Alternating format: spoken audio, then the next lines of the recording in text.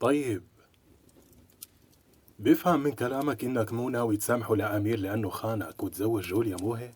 بدي حقي، وما رح يرتاح بالي لحتى انتقم. معناتها وصلنا لأهم نقطة لازم نحكي فيها. قل لي لشوف، أنت كيف بتشوف الانتقام بالضبط؟ القتل وبس. بالقتل ما له طعمة. بصراحة يلي عملته فيه عجبني كتير. أنت اليوم خليت أمير يامان يخاف من قلبه ويعرف شو يعني يموت حرق، وعيشته يلي عاشوه الناس الدرويش يلي استقوا عليهم. الانتقام هيك بيكون. عائلة يامان مو بس رح يدفعوا تمن يلي عملوه فينا وبالمعترين، لا، نحن رح ننشف دمهم يلي بعروقهم، بس مو بطريقة متهورة ومجنونة.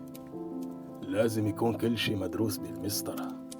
بدنا نخلي المصائب تنزل عليهم مثل زخات المطر، ما رح يعرفوا من وين بيجين الكف، ورح يضلوا دائما خايفين من الناس القراب، وعيونهم ما رح تعرف شو هو طعم النوم، والتفكير حياكل راسهم طول الوقت.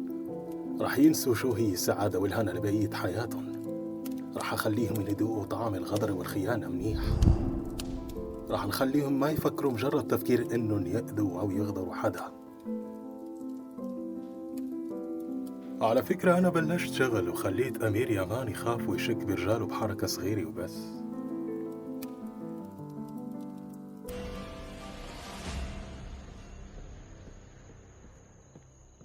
مسيك شوف. شو هالورقة هي أمير؟ معلومات الأراضي اللي بدنا نشتريها. ليك مين صاحبها؟ شوف الاسم. أيمن أكايا. شو يعني هالحكي؟ ما فهمت. يعني صاحب الأراضي اللي بدنا نشتريها هو أيمن. مو معقول هي الأراضي أقل شي حقها 200,000، كيف قدر يشتريها؟ ما بتزبط. الظاهر عم يلعب فينا هالحقير. في حدا وراه صارت مبينة، لحاله ما رح يقدر يشتريها. مين؟ حدا من اسطنبول، تعرف عليه بالسجن.